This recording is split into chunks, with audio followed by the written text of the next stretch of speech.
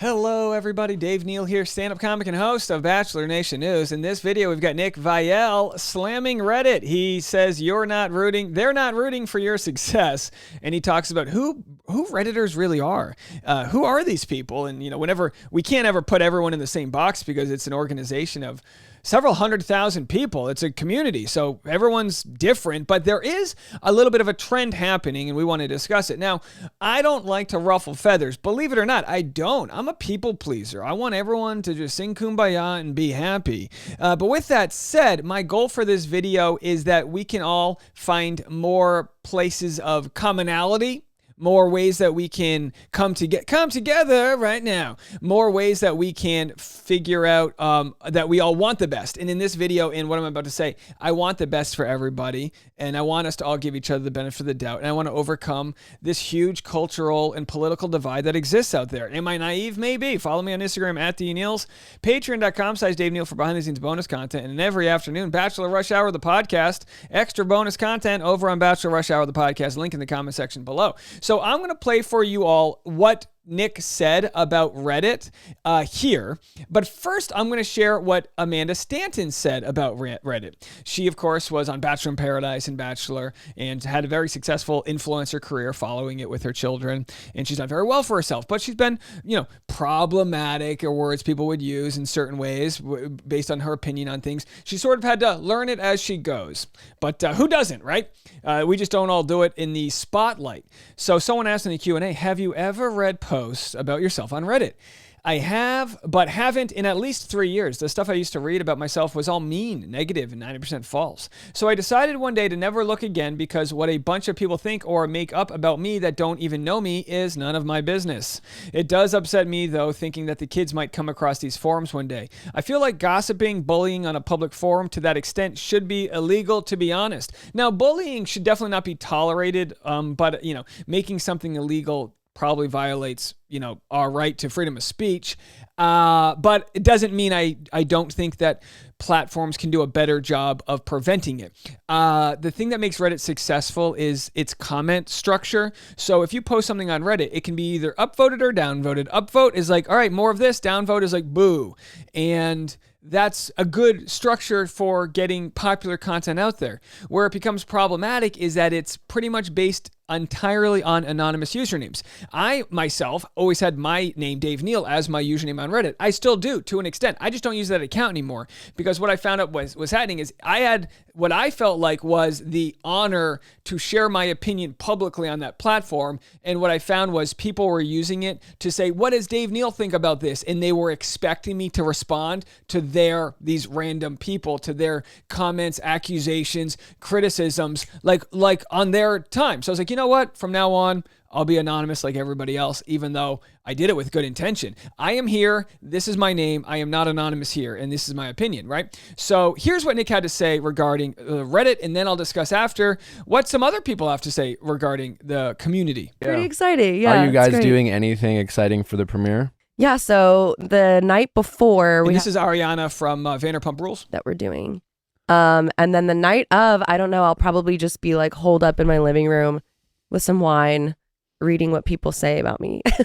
Do you do Which, that? by the way, sounds super narcissistic, but if you don't know what it's like until there's a comment thread with your name on it. Curiosity is a devil, folks. Still? I do, actually. Why? I'm a masochist, I guess. Are you just Twitter, or are you really evil to yourself and you go full Reddit? Oh, sometimes I go full Reddit. Yeah. Oh, really? Yeah, no, I there's something, it's like an itch.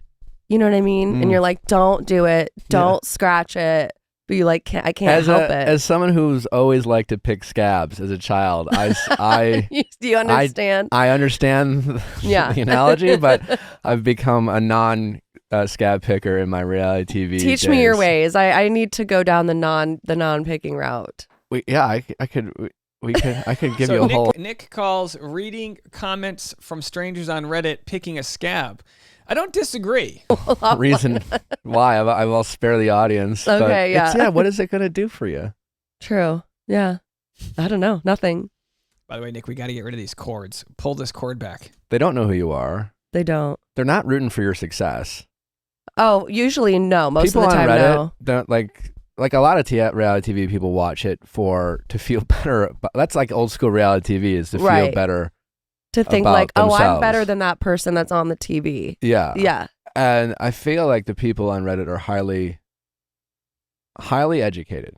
Mm-hmm. For the most part. And here's where I disagree with a generalization. I think there are very educated people on Reddit. I also think there's a lot of young or naive people on Reddit. There's a lot of people that are just killing time on Reddit. There's people of all types on Reddit. And we get these groups of, in specific, they're talking about the Bachelor subreddit, but other subreddits have been created for people that have different ideologies than what is generally pushed in the Bachelor subreddit. So people, exist across all different platforms. The only thing they all have in common is they're willing to post content for free within that community as a form of entertainment, because you get to post things and read things. It's a chat board. They've been around since the beginning of the internet. Yeah. They might be lawyers, or they, successful business people, mm-hmm. and especially people who have been on for a long time. I think it drives them nuts to see any amount of sustained success in that space. It just drives them nuts. And of course, by it drives them nuts, the people that feel the urge to comment. We know about 10% of, what was that sound?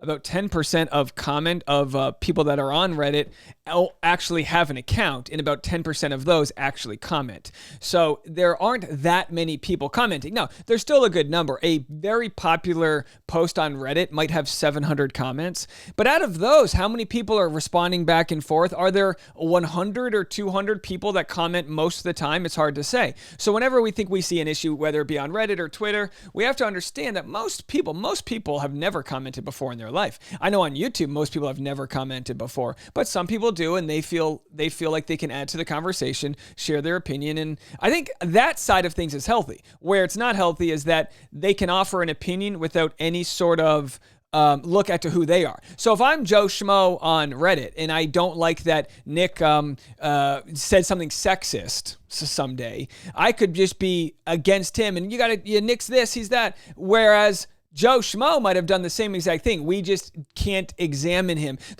So I guess my point is that on Reddit, there's no cross-examining.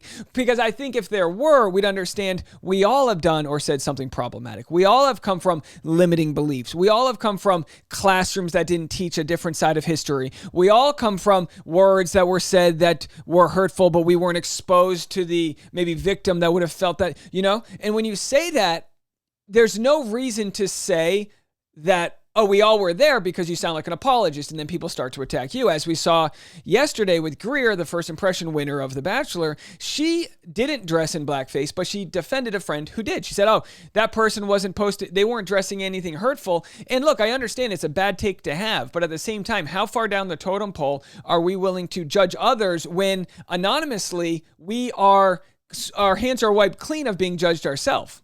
And that's what makes it hard. I, for one, have said this about Twitter. I think there should be two types of Twitter. There should be people willing to put, to have their license or passport verified. It doesn't mean it has to be public, but just be verified that I am Dave Neal. This is who I am. I'm a real human, versus someone who's just there to cause chaos and burn things down, which exists. And it's not on one side versus the other. So when we talk about cancel culture, or the idea that people will kind of group together in a community to hurt the other side, it's not the left does this versus the right does this. It exists as a tool that's happening everywhere. We know there are plenty of people of conservative mind that canceled Colin Kaepernick, or at least tried to. They came after Colin Kaepernick. And on the other side, there was a group on the liberal side that was going to cancel Nike if they didn't support Colin Kaepernick. You know what I mean? So cancel culture is not one side versus the other. It exists. Now, there is a certain thing known as accountability.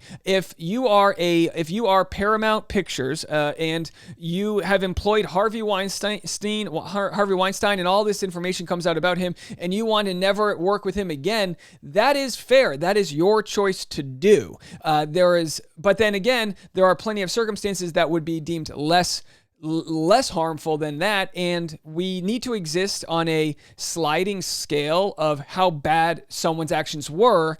Do they have the ability and the time and the wherewithal to overcome that? And if they do, will the society be better for it? With someone like Chris Harrison, when he was fired, Did anything good come from it?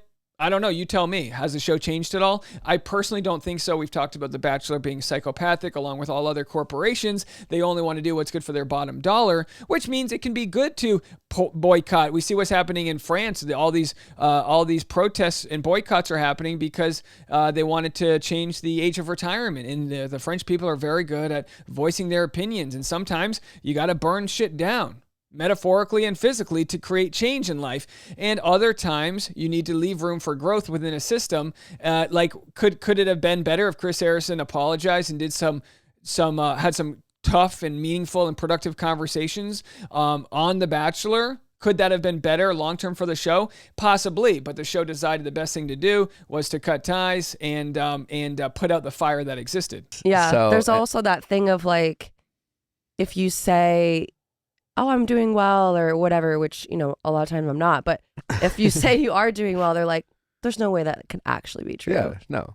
She must hate her life. Yeah. Yeah. And possibly. No. Yeah. Yeah. It's like, yeah. But it's just one big projection on Reddit.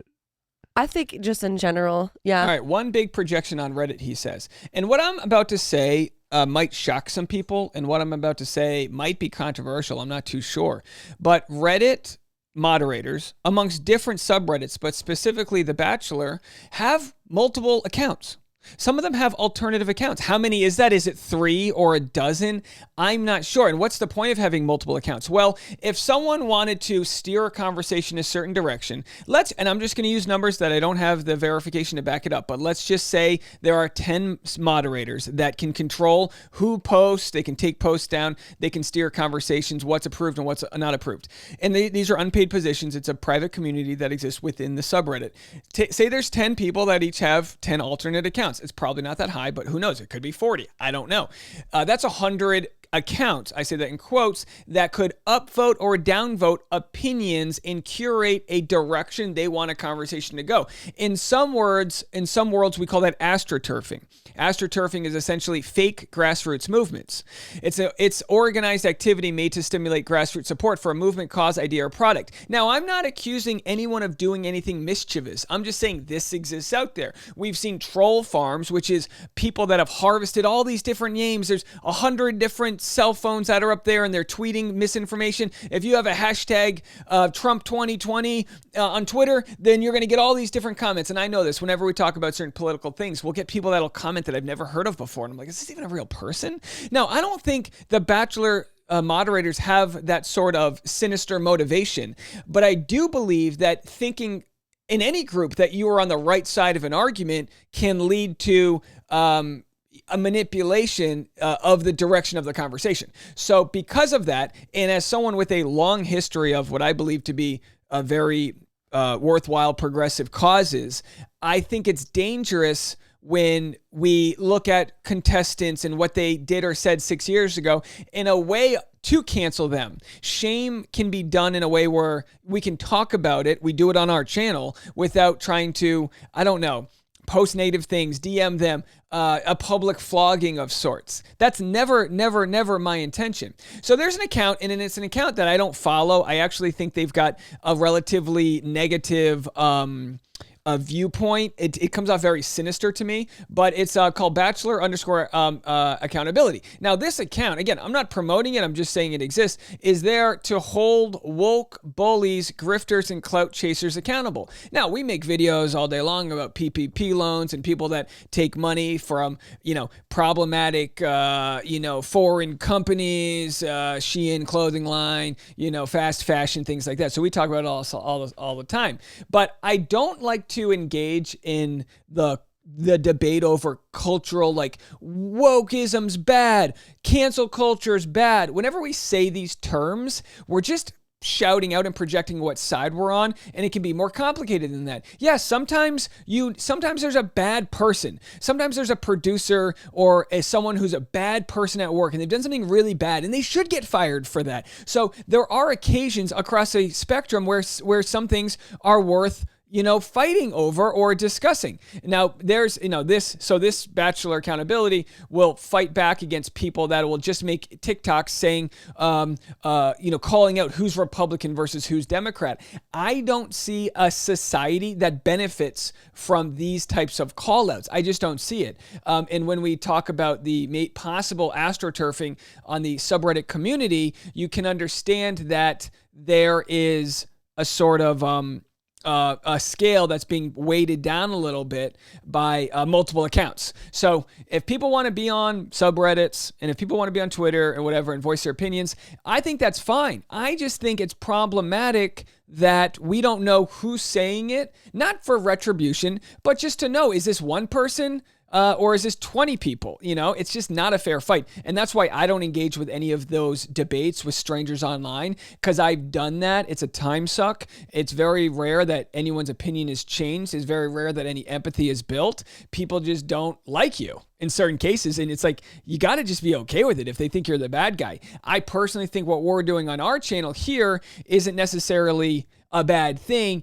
It's keeping a channel of discussion open when we really don't see this happening in many places amongst a divided community. Let me know what you guys think. As far as Nick's concerned, I think it's smart he's not reading the comments. And I think that's just kind of the way it has to be. What other people think of you is none of your business. Just keep trying to live an authentic and kind life. And I think that's where we need to be. All right, folks, we'll talk to you later.